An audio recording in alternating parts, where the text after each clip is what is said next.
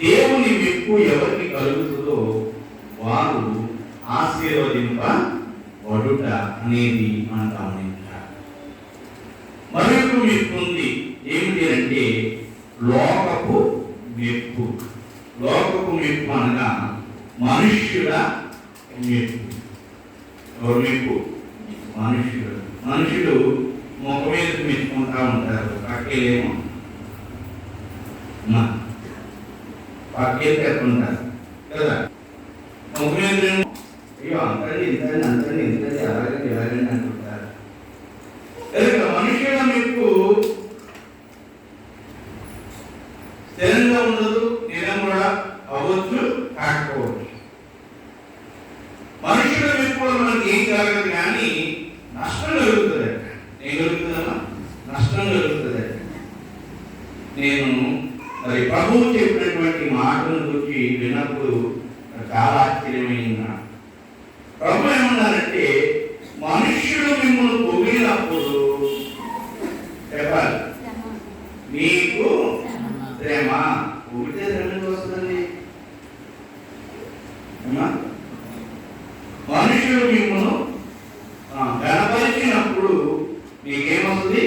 శ్రమ అన్నారు యేసయ్య.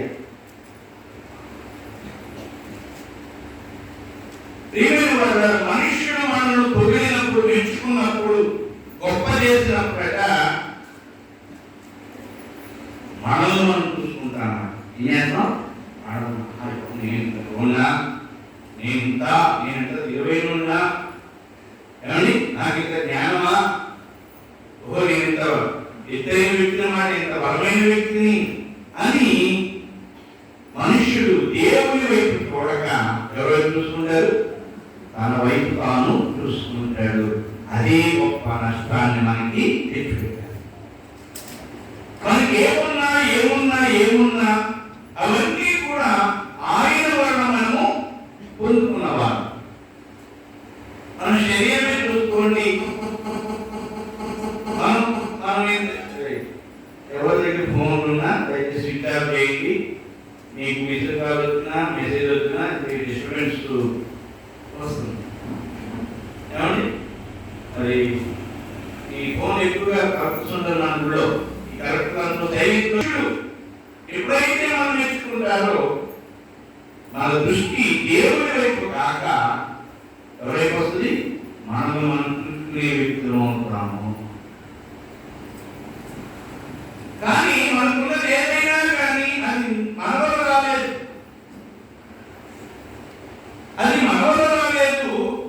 మనకున్నది ఏదైనా అది దేవుడి వలన నాకు అనుగ్రహింపబడింది అనే సంగతి ప్రతి వ్యక్తి గ్రహించుకోవాలి. ఏదైనా సరే. చివరికి చెప్తున్నాము చూడండి, నువ్వు ఇంత ఎత్తేదిగా ఉంటే ఈ ఎత్తేది కూడా ఎవరి వల్ల అంటే దేవుని వలనే. నువ్వు పొడవుగా ఉన్నా, పొట్టిగా ఉన్నా, నువ్వు ఎలా ఉన్నా, నువ్వు ఏ స్థితిలో ఉన్నా ఆ స్థితిని నీకు ఇచ్చిన వారు ఎవరంటే దేవుడు. పౌరులు అదే అంటారు, నేనేమై ఉన్నాను అది దేవుని కృపయై ఉన్నాను.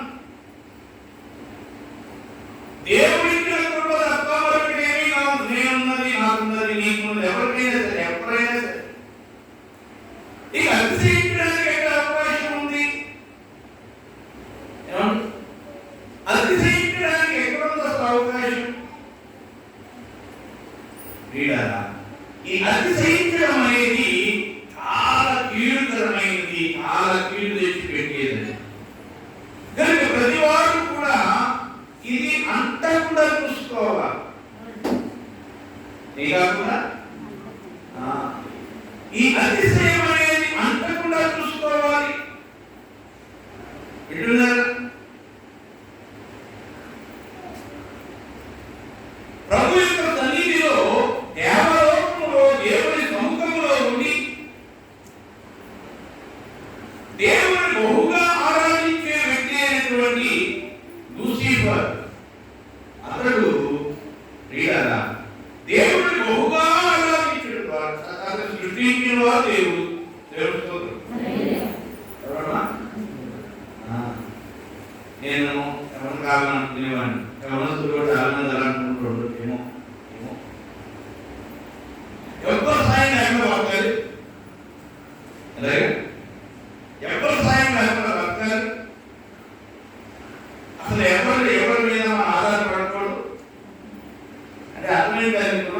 స్వామి ఎవరు ఎవరు మాట్లాడాలి అంతే కదా.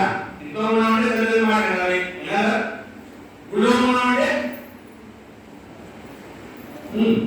పాస్టర్ మాట వినాలి, వినాలా? ఏంటి పట్టణం తక్కువ పట్టణంలో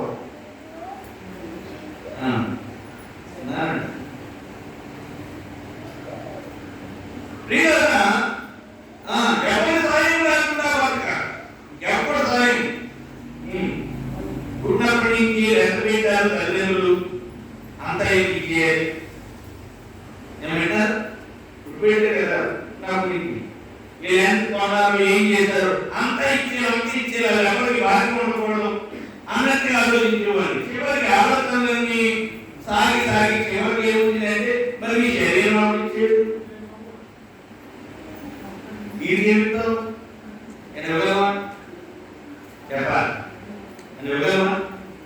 బాకీ లేకుండా నువ్వు చేసుకోగలవా అంటే ఇది అసాధ్యమైనటువంటి విషయం. కనుక పిల్లలు చాలా మంది స్వతంత్రంగా ఉండాలని కోరుకుంటారు.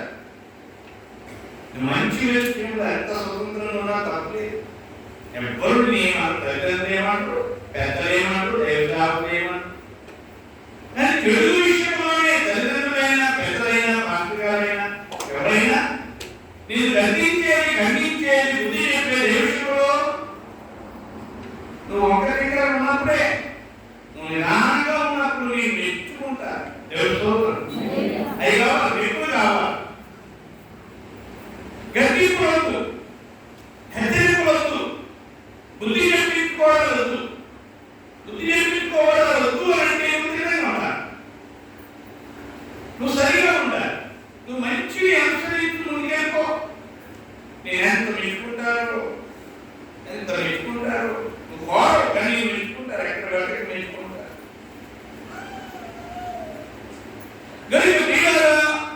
లూసిఫర్ను దేవుడే పనులు చేశాడు. దేవుడు అతనికి ఆ పని అప్పగించాడు. అసలు దేవుడి గర్భంలో మనస్ఫూర్తిగా చక్కగా అతను ముందుకు వెళ్ళిపోతున్నాడు. బాగా అతనేం కోరుకోలేదు.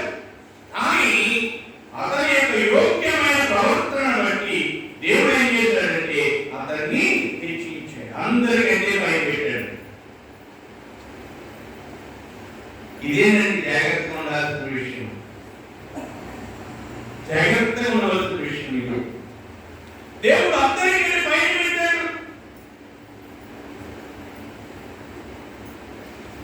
ప్రియులందరూ ఎప్పుడైతే హెచ్చింపబడ్డాడు అందరూ పొగడడం మొదలెట్టారు. అతని చేతి ఉన్న దూతలందరూ అతన్ని పొగడడం మొదలెట్టారు. యెహెజ్కేలు గ్రంథం మనం చూసినప్పుడు యెహెజ్కేలు గ్రంథంలో మరి ఈ లూసిఫర్ యొక్క సంగతి గురించి మనకు ఇక్కడ దొరుకుతుంది. అతని గురించి రాయబడిన మాట 28వ అధ్యాయం 14వ వచనం. అభిషేకమున నిరూపమై ఆశ్రయముగా నీవు ఉంటివి, అందుకే నేను నిన్ను నియమించితిని. దేవునికి ప్రతిష్ఠింపబడిన పర్వతం మీద నీవు ఉంటివి, ఆరున్న రాళ్ళ మధ్య నీవు నీవు నియమింపబడిన దినము మొదలుకొని పాపము యందు కనబడు వరకు ప్రవర్తన విషయములో నీవు యథార్థవంతుడవుగా ఉంటివి. ఎటువంటి పాపాలు కంటే వేరు పాపాలు ఉంటాయి. అవన్నీ బయట పెడితే ఒక భయంకరమైన పాపం ఏమిటంటే అతిశయించడం. చాలా భయంకరమైన పాపం అండి. దొంగతనం చేయడం, విగ్రహాలు చేయడం, కూలీ చేయడం, ఇవన్నీ కూడా చెప్పండి బయట గదిలే కాదు చెప్పాలండి. అతిశయించుకుంటా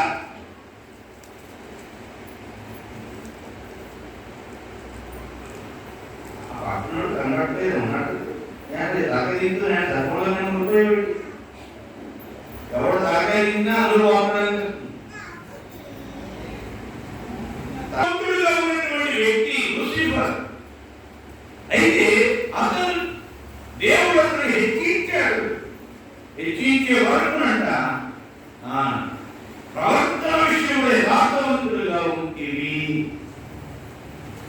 అతన్ని హెచ్చించేవాడు. అంతకు ఎంతో మద్దతు ఉన్నాడు. హెచ్చింపబడిన తరువాత తెలుగు అతిశయం హెచ్చింపు బయటికి తాను తాను హెచ్చించుకోవడం మొదలుపెట్టాడు. జగత్ ఈ రోజున ఈ విషయాలు ఆలోచన చేసుకుని మనల్ని ఎంతో జాగ్రత్త చేసుకోవాలండి. దేవుడు నన్ను జీవించాడు, నేను ఎలా ఉన్నాను? దేవుని హెచ్చుగా భావిస్తున్నానా లేక దేవుని తక్కువగా భావించుకుంటున్నా? దేవుడు నన్ను జీవించాడు, దేవుడు నాకు తోడైనాడు, దేవుడు నన్ను కాపాడుతున్నాడు, నా కుటుంబాన్ని భద్రపరుస్తున్నాడు. నేను దేవుడిని అనుగ్రహించుతున్నానా లేక దేవుడి నేను అంగీకరించుకుంటున్నాను? ఏమైనా ఇది చాలా జాగ్రత్త పడవలసినటువంటి సంగతిని నేను మీకు తెలియజేస్తూ 16 నీకు కలిగిన విస్తారమైన వర్తకము చేత లోపలి అన్యాయం పెంచుకొని పాపము చేయించు వచ్చింది కనుక దేవుని పర్వతం మీద ఉండకుండా నేను నిన్ను అపవిత్ర పరిస్థితిని ఆశ్రయముగా ఉన్న తెరువు కాలుతున్న రాళ్ళ మధ్య నిన్ను నాశనం చేసి నీ సౌందర్యము చూచుకొని నీవు గర్వించిన వాడవై నీ తేజస్సు చూచుకొని నీ జ్ఞానము చెరుపుకుంటివి. అవునా, నేను నిన్ను నేలను పడవేసేదను.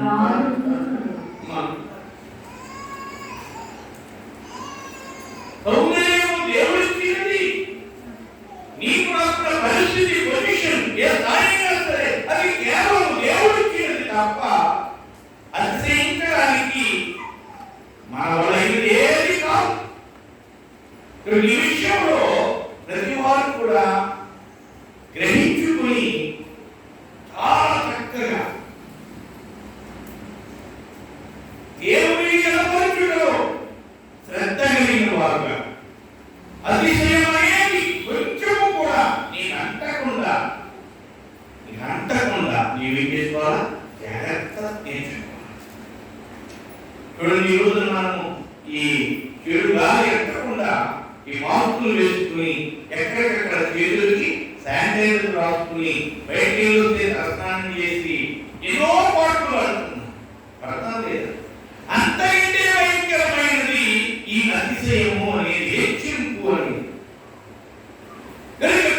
దేవుని చేత మెప్పు పొందిన వ్యక్తి ఏమైపోయాడు అంటే విస్తారమైన వర్తకము చేతలో అలా నీవు అన్యాయం పెంచుకుని పాపము చేయించవచ్చు. ఏంటంటే ఇది అంటే దేవుని చేత ఆశీర్వదింపబడిన తర్వాత ఈ లోకంలో మనకు దొరికిన పరిస్థితుల అవకాశాలను బట్టి మనం దేవుని పక్కన అందులో వెళ్ళిపోతున్నాం, విస్తరిస్తున్నాం. ఎప్పుడు జ్ఞాపకం చేస్తున్నాను పాస్టర్ గారు ఆయనకి 3 అబ్బాయిలు. ఆయన వ్యాపారం చేస్తున్నాడు, 3 అబ్బాయిలు వ్యాపారం చేస్తున్నారు. కానీ ఆదివారం షాప్ తెరవరండి, 10 రోజులకి సెలవు, ఎవరు ఏ పని చేయరు, చూడుకుంటారు. వాళ్ళకి 4 సంఘాలు ఉంటాయి. పెద్ద ఇక్కడ ఉంటే చిన్న ఇంకోటి పడతారు, ఇక్కడ ఉంటే ఎదురు ఇంకోటి పడతారు. శుక్రవారం సాయంత్రం అయ్యేటప్పటికి 6 గంటలకి చదువుకుంటున్నాడు, బుధవారం సాయంత్రం అయ్యేటప్పటికి చదువుకుంటున్నాడు. ఎంత వ్యాపారం ఉన్నా సరే, అరే ఒక మాట చెప్పిన మొన్న ఒక అబ్బాయి 80 లక్షల వ్యాపారం అండి. ఎంత? 80 లక్షల వ్యాపారం వచ్చింది. దేనికంటే మొన్న రథం ఒకటి కాలిపోయింది, చూసారు? అంతర్వేదిలో రథం కాలిపోయింది. ఆ రథం తయారు చేయడానికి టేపు కొనడానికి 80 లక్షల బేరం పట్టుకొచ్చారండి. పట్టుకొచ్చి ఇలాగా వాళ్ళ వస్తువు కొరకు అని అంటే ఆయన ఏం చేస్తారు? అయ్యా దానికి అయితే మేము ఇవ్వలేమండి, మీరు వేరే వాటికి ఇది కొనుక్కోండి.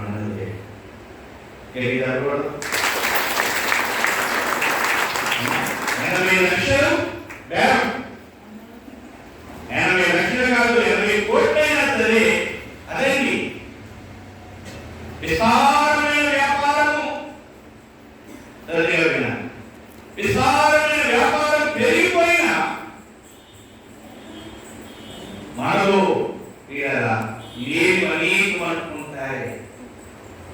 నేను కూర్చోబెట్టాలి అంటే వింటున్నారా?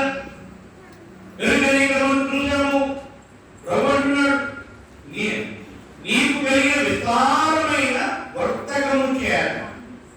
నేను వ్యాపారం చేయట్లేదండి, వ్యాపారం చేయట్లేదు, పనులు విస్తారమైన పనులు పెట్టేసుకుంటుంటారు, ప్రజాసేవ చేస్తుంటారు, విస్తారమైన ప్రజాసేవ ఏ రకలేదు అలాంటి వాళ్ళకే అనుకుంటారు. విస్తారమైన పనులు పెట్టేసుకుంటుంటారు, వాళ్ళకే అనుకుంటారు. జాగ్రత్త జాగ్రత్త. నేను ఎంత పెద్ద వ్యక్తులు అయిపోయినా సరే, ఎంత పెద్ద వ్యక్తులు అయిపోయినా సరే, దేవుని దగ్గరకు వచ్చేటప్పటికి సెపరేట్ కావాల్సినటువంటి, సరైపోవలసినటువంటి వారు. సరి కాకపోతే చాలా నష్టం, చాలా నష్టం, చాలా. ఈ వ్యక్తి దేవుని సన్నిధిలో ఉండే వ్యక్తి. ఇతర వ్యాపారం ఏముందండి? వ్యాపారం ఏముంది? ఇతనికి దేవుని సృష్టించడమే కదా వ్యాపారం. ఇతని చేతి కింద ఉన్నటువంటి 3 కోట్ల దేవదూతలు, వారే కాదు ప్రధాన దూతలుగా ఉన్న అందరూ కూడా చేతి కిందకి వచ్చారు. వారి చేతి కింద కోట్లాది దూతలు, వారు కూడా ఈ చేతి కిందకి వచ్చారు. కనుక దేవుని కనపడుతున్న కంటే ఈ జనాలని, ఈ దూత సమూహాన్ని హ్యాండిల్ చేయడమే ప్రాధాన్యమైనదిగా పెట్టుకున్నారు.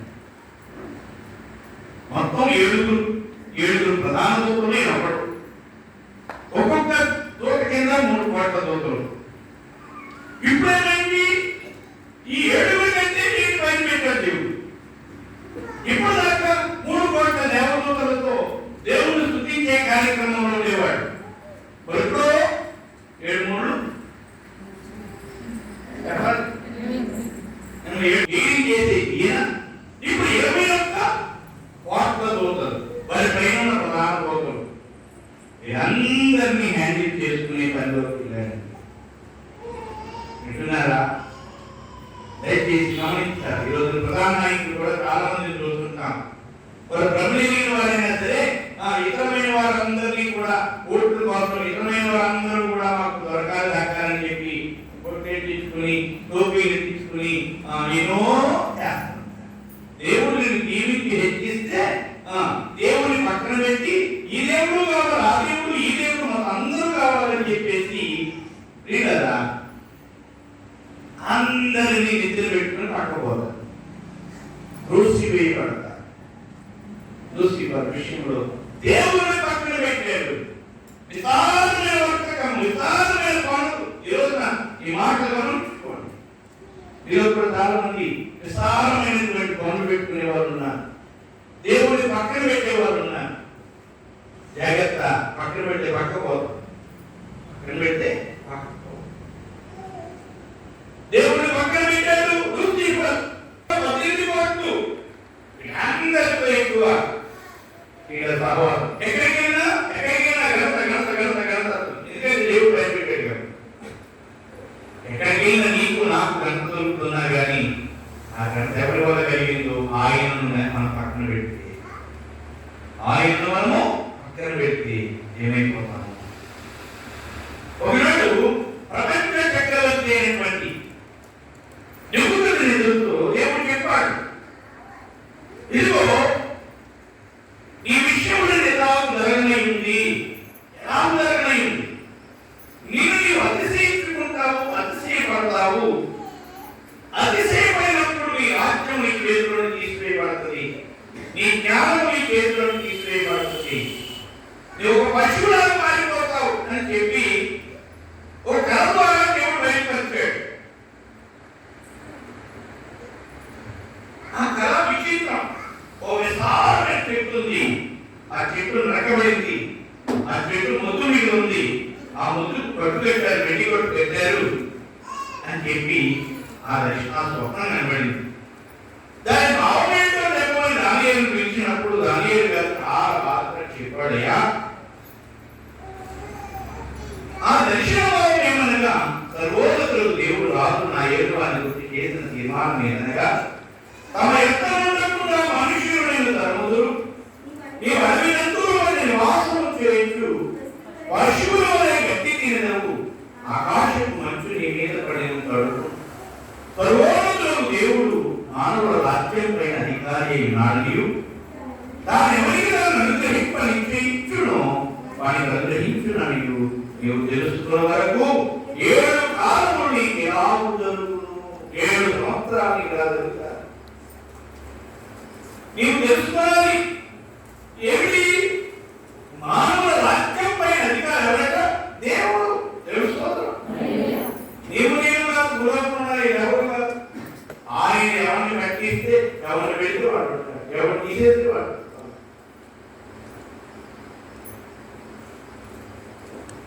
అయినప్పటికీ దేవుడే సర్వాధిక, దేవుడే సర్వాధికారి అని ఇంత స్పష్టమైన స్వప్నం వచ్చింది, వివరణ వచ్చింది. సరే అయినా సరే అయినా సరే 25వ వచనంలో పైన చెప్పినంత రాజు సంభవించేను. 12 నెలలు వచ్చిన పిమ్మట అతడు తన రాజధాని బబులోని నగరం సంచరించుచు రాజు బబులోను ఈ మహావిశాల పట్టణము నా ప్రాధికారమును నా ప్రభావ ఘనతను కనుగొనటకై నా రాజధాని నగరముగా నేను కట్టించినది కాదా అని తనలో తాను అనుకునేను. పైకి కూడా చెప్పలేదు, పైకి నోట్లో కూడా చెప్పలేదు. ఎక్కడ అనుకున్నాడట?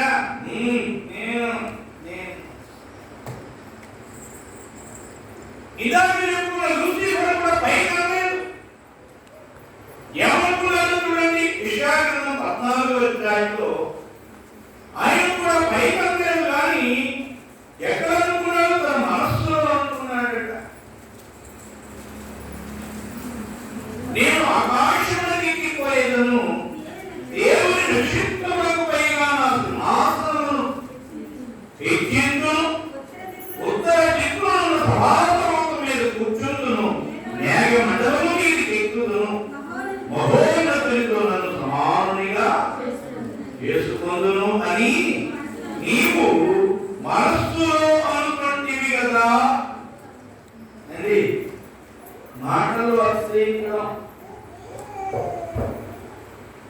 మాటల్లో అతిశయించడము చాలా ప్రమాదకరం.